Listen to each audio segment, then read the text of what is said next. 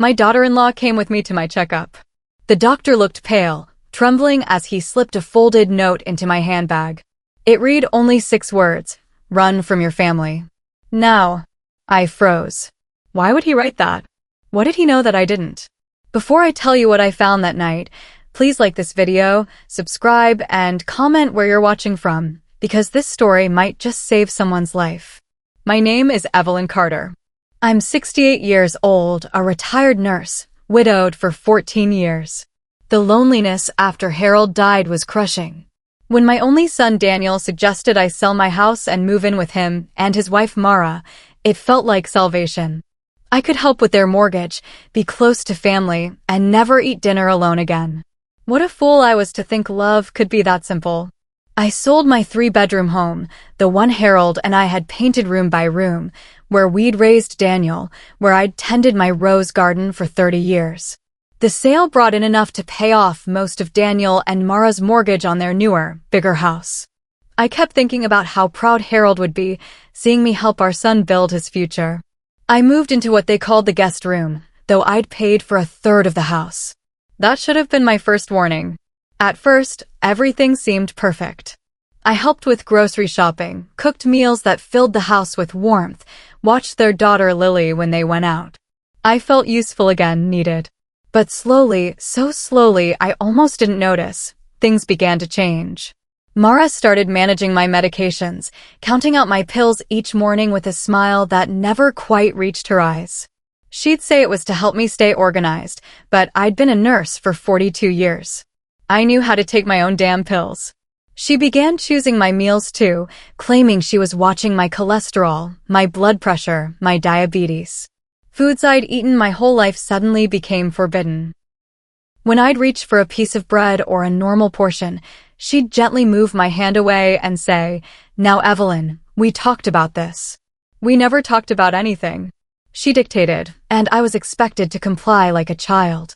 The appointments were the worst part. Mara insisted on coming to every single doctor's visit, every lab draw, every routine checkup. She'd schedule them without asking me, then announce when we needed to leave. In the waiting rooms, she'd answer questions the nurses asked me. In the exam rooms, she'd speak for me before I could open my mouth. Doctors would look at her instead of me, as if I'd already faded into background furniture. I became a guest in a house I'd partly paid for, in a life I no longer controlled. But I told myself this was normal. This was family taking care of family. This was love, even if it felt suffocating. Even if it felt wrong.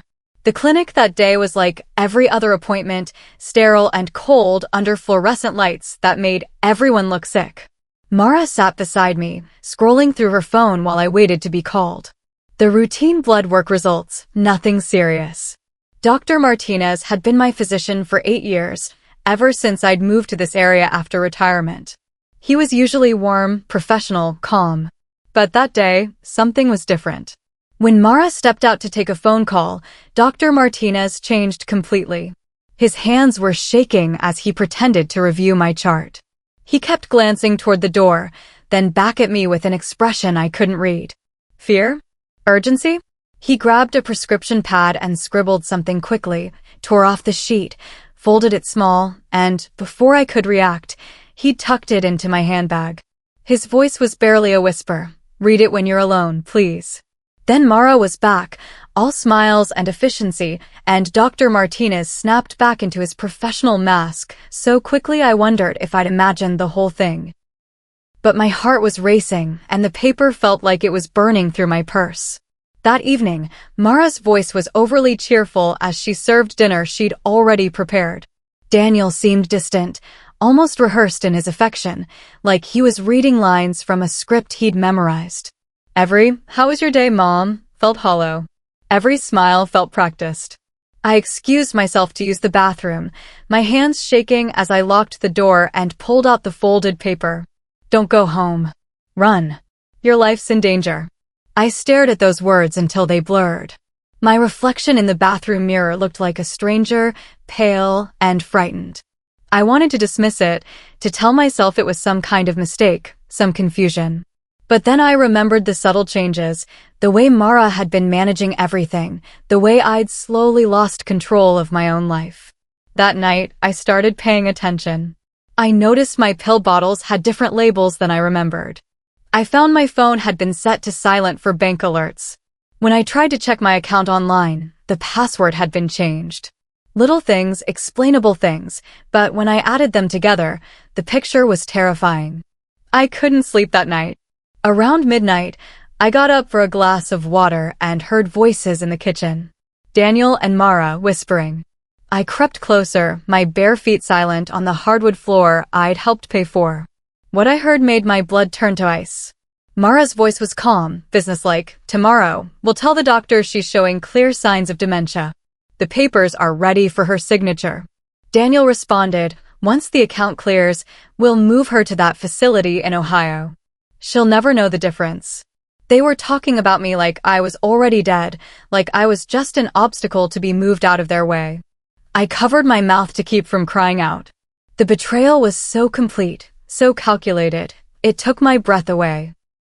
These were the people I trusted, the family I'd sacrificed everything to help. They weren't planning to care for me.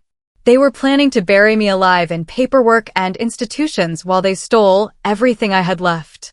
I managed to record a few seconds of their conversation on my old phone, though my hands were shaking so badly I nearly dropped it. That recording would become the key to everything that followed. But in that moment, standing in my nightgown in the dark hallway, I felt more alone than I had even after Harold died. They weren't planning to care for me. They were planning to erase me. But I would not be their victim. 42 years as a nurse had taught me how to think clearly in a crisis, how to act when someone's life was on the line. This time, that life was mine. I spent the rest of the night quietly gathering what I needed. My identification, social security card, pension documents, the emergency cash I kept hidden in my jewelry box. I packed light, just essentials in a small bag I could carry easily. Before dawn, I wrote a calm note for the morning. Don't wake me. Gone to the pharmacy early. Back later. I left it on my pillow and slipped out before they woke up. The first stop was the bank. I needed to see exactly what damage they'd already done. The teller's face went pale when she pulled up my account. Unauthorized transfers, pending mortgage applications in my name, credit cards I'd never applied for. Thousands of dollars had been moved to accounts I didn't recognize. I was looking at the systematic dismantling of my financial life, and it had been going on for months. I withdrew what cash I could and checked into a modest hotel across town. For the first time in months, I was alone with my thoughts, and the silence felt like freedom. I called my old colleague Margaret, who'd become a social worker after retiring from nursing. She connected me with a lawyer who specialized in elder abuse and a private investigator who'd handled similar cases. That evening, Dr. Martinez called me at the hotel. His voice was heavy with guilt and relief. Mrs. Carter, I'm so glad you got away. They came to me weeks ago, asking me to sign papers declaring you mentally incompetent. They wanted me to falsify records, to say you were showing signs of severe dementia. When I refused, they threatened to report me for malpractice, claimed I'd been over-prescribing your medications. That's when I knew you were in real danger. The private investigator worked fast. Within days, he'd uncovered a trail of deception that made my stomach turn. Fake prescriptions filled under my name for medications I'd never taken. Life insurance policies listing me as the insured and Mara as the beneficiary, policies I'd never signed for. Recorded phone calls between Daniel and Mara planning exactly how they'd get everything signed over before moving me to somewhere she can't cause problems. I sat in that hotel room with files spread across the bed, voice recordings playing from my phone, legal documents scattered like evidence of my own murder. Every truth I found made my blood colder. This wasn't impulse or desperation. This was a carefully planned theft of my entire life, and they'd been working on it for months, maybe years. But I had something they didn't expect. I had proof. I arranged a meeting at the real estate office where the forged mortgage documents had been filed. My lawyer was there along with a notary and a stenographer. When Daniel and Mara arrived, they tried to play confused, concerned family members just worried about poor, delusional Evelyn. right up until I played the recording of their midnight conversation. The lawyer slid documents across the conference table. You've been caught. These are criminal charges for elder abuse, fraud, conspiracy, and attempted theft. You can cooperate now, or we can let the federal investigators handle this. I watched their faces change, watched the masks slip away to reveal the cold calculation underneath.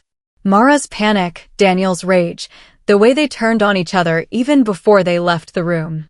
But I wasn't done. I needed the world to know what they'd tried to do.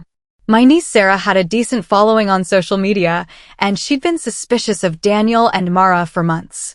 We went live on her platform, and I told my story with the doctor's note in my hand, the bank records on the table, the recordings ready to play. The comment section exploded with support, outrage, and heartbreaking stories from other elders who'd faced similar betrayals. I spoke through tears. If your own family starts managing your pills, your papers, your entire life without asking you, look closer. The people who love you don't take away your choices. They don't silence your voice. They don't steal your future. In the middle of the live stream, Daniel called. Sarah put it on speaker, and we broadcast his pathetic excuses live. He claimed they were just trying to help, that I was confused, that this was all a misunderstanding. But when I played the recording of him planning to put me in a facility while they stole my money, his excuses collapsed in real time. 20,000 people watched him hang up in defeat. The court granted me a police escort to retrieve my belongings from the house. I found the place ransacked, family photos thrown in the trash, heirlooms missing. They'd started erasing me before they'd even moved me out.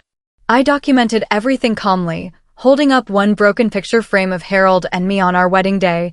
You tried to erase me, but I left proof. Justice had finally stepped into my living room. The federal investigators who took over the case told me I wasn't their only victim. The mortgage broker they'd worked with was under FBI surveillance for running elder fraud rings across 3 states. My evidence connected Daniel and Mara to multiple financial crimes involving at least 6 other elderly victims. Their arrest made national headlines, couple accused of defrauding elderly mother and others in sophisticated elder abuse ring. But the most unexpected call came from my granddaughter Lily. She was crying when she called, admitting she'd known about some of the forged papers, but had been too scared to speak up. Daniel was her father. Mara had threatened to cut off her college funding if she interfered. She brought me screenshots of text messages, recorded conversations, evidence that proved their intent to defraud me went back almost 2 years. I forgave her immediately, but on one condition: she had to testify in court and promise to finish college. We met for coffee, 2 generations of women who'd been damaged by the same people, and we started rebuilding trust from the ashes of what they'd tried to destroy. The courtroom was packed for the trial.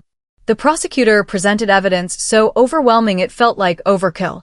The recordings, bank records, insurance fraud, fake medical claims, the doctor's sworn statement about their attempts to get false dementia documentation. Lily testified with her voice shaking but strong, telling the court how she'd watched them plan to steal from her own grandmother. When the guilty verdict came back on all counts, Daniel broke down crying.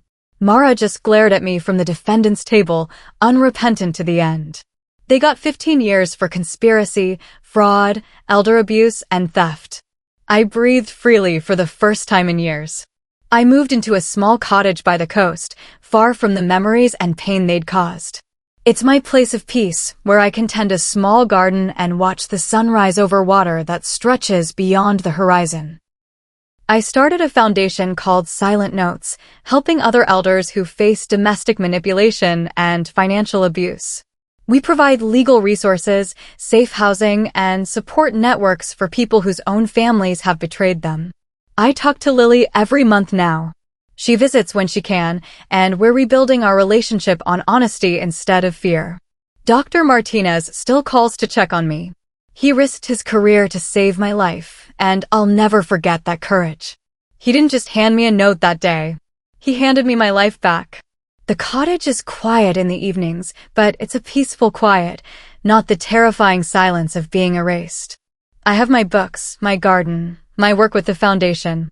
I have my independence, my dignity, and my voice. They tried to take all of that away, but they failed. I've learned that sometimes the people you trust most hold the sharpest knives. But silence only makes their aim steadier.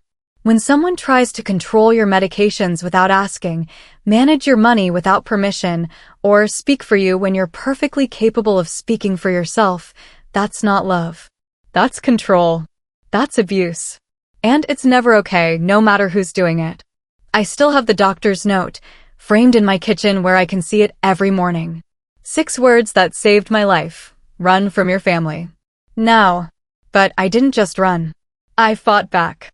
I found my voice again. I took control of my own story.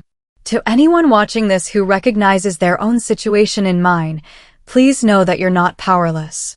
You're not too old, too weak, or too dependent to fight for yourself. There are people who will help you, laws that will protect you, resources available if you're brave enough to reach for them. Don't let anyone convince you that giving up your autonomy is normal or necessary. Don't let them silence your voice. Protect your peace. Protect your papers. And always listen to the quiet ones who care enough to warn you.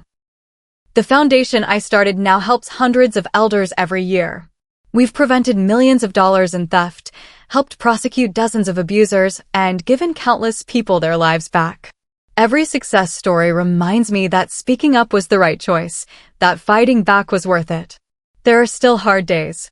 Days when I miss the family I thought I had before I learned who they really were. Days when I wonder if I could have seen the signs earlier, saved myself years of manipulation. But mostly, I feel grateful. Grateful to Dr. Martinez for his courage. Grateful to the investigators and lawyers who believed me. Grateful to Lily for finding her own courage to tell the truth. Grateful to everyone who supported me when I went public with my story. And I feel proud. Proud that I didn't go quietly. Proud that I turned their weapons against them. Proud that I chose to fight rather than disappear. My name is Evelyn Carter. I'm 68 years old, a retired nurse, a survivor of elder abuse, and the founder of an organization that helps other people reclaim their lives. I live in a cottage by the sea where no one manages my pills, counts my money, or speaks for me. I make my own choices, control my own story, and sleep peacefully knowing that I saved myself. If this story moved you, share it with someone who needs to hear it. Subscribe to support more stories like this. And tell me in the comments, what would you have done if your own doctor handed you that note? Because someday, someone's life might depend on your answer. The truth is, I never thought I'd be telling this story. When you're in the middle of being slowly erased, you don't realize it's happening. The control creeps in so gradually, disguised as care and concern, that you start to doubt your own perceptions. You think maybe you are getting too old to manage your own affairs. Maybe you do need someone else to make decisions for you. Maybe this is just what family does. But family doesn't steal from you. Family doesn't lie to doctors about your mental state. Family doesn't plan to warehouse you in a facility while they spend your life savings. That's not love. That's something else entirely, something dark and predatory that hides behind familiar faces and fake concern. The hardest part wasn't even the betrayal itself. It was accepting that people I'd loved and trusted and sacrificed for were capable of such calculated cruelty. Daniel wasn't some stranger who'd gained my confidence through charm and manipulation. He was my son, the baby I'd nursed through countless midnight fevers, the child I'd cheered for at every school play and baseball game, the young man I'd helped through college and early career struggles. Mara wasn't some obvious villain. She'd seemed like the perfect daughter-in-law, bringing me flowers on holidays, asking about my health, including me in family activities. For months, I'd told my friends how lucky I was to have such caring family members looking after me in my old age. That's what made their betrayal so devastating and so dangerous. They knew exactly how to exploit my love for them, my desire to be helpful and needed, my fear of being alone. They used my own emotions as weapons against me, and they came very close to succeeding. The investigation revealed the full scope of their plan, and it was more elaborate than I'd ever imagined. They'd been preparing for almost 2 years, slowly gathering information about my finances, my medical history, my daily routines. They'd researched the facility in Ohio where they planned to place me, a substandard nursing home with a history of violations and neglect.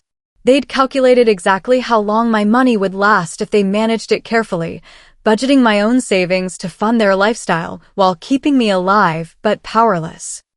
They'd even practice the conversations they'd have with doctors, lawyers, and social workers. Mara had researched the symptoms of dementia and planned to claim I was displaying confusion, memory loss, and poor judgment. She'd prepared examples of my supposed erratic behavior, incidents she would fabricate to support their case for taking over my affairs. If Dr. Martinez hadn't had the courage to warn me, their plan would have worked. Within weeks, I would have been declared incompetent, stripped of my legal rights, and moved to a facility where I had no friends, no advocates, and no way to communicate with the outside world. My money would have disappeared into their accounts, my possessions would have been sold or discarded, and I would have become just another forgotten elder, drugged into compliance and waiting to die. But that's not what happened. Instead, I'm here in my own home, telling my own story, helping other people avoid the trap I almost fell into. The foundation has a hotline now, staffed by volunteers who understand what it's like to be betrayed by family. We get calls from all over the country, people who recognize the warning signs because they've heard stories like mine. Last month, we helped a 73-year-old man in Texas whose stepchildren were trying to sell his house while he was recovering from surgery. 2 weeks ago, we connected an elderly woman in Florida with legal help after her nephew convinced her to sign papers she couldn't read. Yesterday, a retired teacher called because her daughter had started managing her medications and bank account without permission. Every call reminds me why I had to speak up, why I couldn't just disappear quietly into the institution they'd chosen for me. Because I wasn't their only target. This kind of abuse is happening everywhere, to thousands of older adults who trusted the wrong people or simply had the misfortune of having money and property that others wanted. The cases we see follow predictable patterns. It starts with offers to help, usually from family members or close friends who position themselves as caregivers or advocates. They gradually take over more responsibilities, always with reasonable explanations and expressions of concern. They isolate their victims from other relationships, claiming to protect them from stress or confusion. They control information flow, managing communications with doctors, lawyers, and financial institutions. By the time the victim realizes what's happening, they've often lost access to their own resources and support systems. Their abusers have legal documents signed under false pretenses, medical records altered to support claims of incapacity, and financial accounts transferred to their control.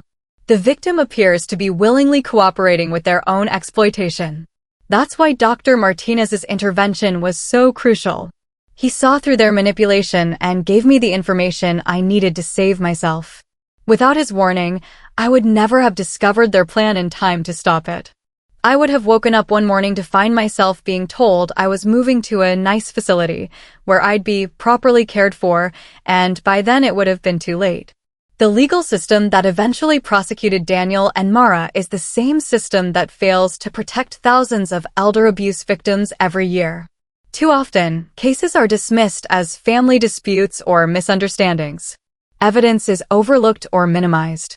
Victims are assumed to be confused or mistaken about their own experiences. That's why documentation is so important.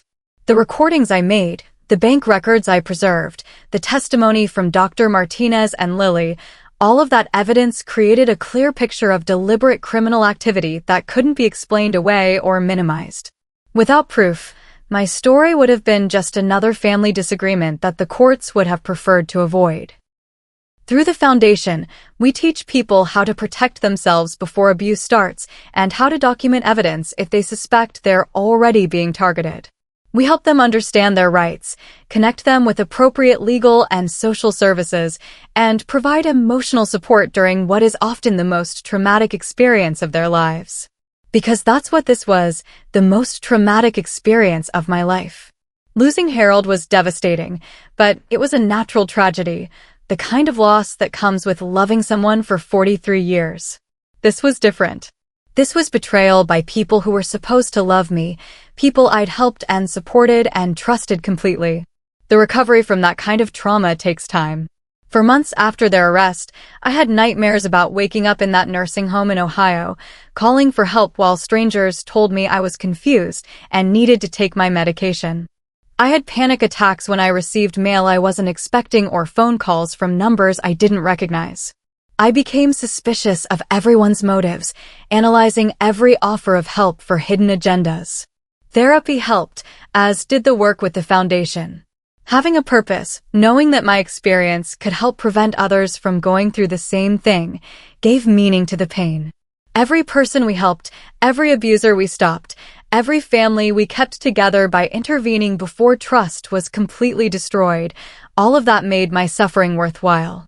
Lily and I have rebuilt our relationship, but it's different now. We both understand how family bonds can be corrupted by greed and selfishness. We're more honest with each other, more direct about our needs and boundaries. She's in her senior year of college now, studying social work because of what happened to me. She wants to work with elderly clients, to be the advocate she wished she'd been for me. Sometimes she cries when we talk about that time, apologizing for not speaking up sooner. I tell her she was in an impossible situation, that her parents put her in a position where any choice would have caused pain. She was barely 20 years old, financially dependent on people who were committing serious crimes. Her courage in eventually telling the truth helped convict them and may have saved other people from becoming their victims. The cottage by the sea is everything I hoped it would be. I wake up each morning to the sound of waves and the call of seabirds. I tend my small garden, read books I choose for myself, eat foods I enjoy, and take medications I actually need. No one manages my schedule or monitors my activities or speaks for me when I'm perfectly capable of speaking for myself. I have friends here, neighbors who know my story and respect my independence. The local library asked me to speak about elder abuse awareness, and now I do a monthly presentation for community groups. The response is always the same: gratitude from people who recognize warning signs in their own families, determination from others to protect themselves and their loved ones. Dr. Martinez retired last year, but we still exchange holiday cards. He tells me he thinks about that day in the clinic, wondering if he should have done more or acted sooner. I tell him he saved my life, that his courage to risk his professional standing for a patient's safety represents the best of medical ethics. He gave me a chance to save myself, and that was exactly what I needed. The note itself, those 6 words that changed everything, sits framed in my kitchen where I see it every morning: run from your family. Now, such harsh words, but they were true. Sometimes the truth is harsh. Sometimes love requires acknowledging that the people we want to trust are not trustworthy. Sometimes saving yourself means accepting that others have chosen to become your enemies. But running was just the first step. The real victory was in fighting back, in refusing to disappear quietly, in demanding justice and accountability. The real victory was in turning my pain into purpose, my trauma into advocacy, my near destruction into a foundation that helps others avoid the same fate. If you're watching this and recognizing your own situation, please know that you have more power than you think. You have rights that cannot be taken away without due process. You have resources available if you're brave enough to reach for them. You have a voice that deserves to be heard, regardless of your age or physical condition or financial circumstances. Don't let anyone convince you that giving up control of your life is normal or inevitable. Don't let them isolate you from other relationships or sources of support. Don't let them speak for you when you can speak for yourself. Trust your instincts when something feels wrong, even if you can't immediately explain why. And if someone tries to help you in ways that feel more like control, ask questions. Why do they need to manage your medications? Why can't you continue seeing your own doctors? Why do your financial accounts need to be transferred to their names? Why aren't you allowed to make your own decisions about your own life? Real help empowers you to maintain your independence as much as possible. Real care involves you in decisions about your own welfare. Real love respects your autonomy and dignity, even when you need assistance with daily tasks. What Daniel and Mara offered wasn't help or care or love. It was theft disguised as concern, control disguised as protection. They wanted my money and my house and my absence from their lives, and they were willing to destroy me to get what they wanted. But they underestimated me. They forgot that I'd been a nurse for 4 decades, that I'd handled medical emergencies and family crises and life-or-death decisions. They forgot that I'd raised a son as a single mother after Harold died, that I'd managed my own finances and household and health for years before they inserted themselves into my life. They saw an aging woman they could manipulate and exploit. What they got was a fighter who refused to go down without a battle. The foundation now operates in 12 states, with plans to expand nationally. We've helped prosecute over 40 cases of elder abuse and recovered millions of dollars in stolen assets. We've trained hundreds of healthcare workers, bank employees, and legal professionals to recognize signs of financial exploitation and domestic abuse of elderly clients. But the numbers that matter most to me are the individual stories. The grandfather who kept his farm because we helped him understand what his son-in-law was really asking him to sign. The widow who avoided a fraudulent marriage because we connected her with investigators who exposed her fiancé's criminal history. The retired professor who got his life savings back from the nephew who'd convinced him to invest in fake business opportunities. Each person we help represents a life saved, a future preserved, a family protected from the kind of destruction Daniel and Mara tried to inflict on mine. Each success story validates the choice I made to fight back instead of disappearing quietly into the institution they'd chosen for me. I'm 68 years old, and I'm not done yet.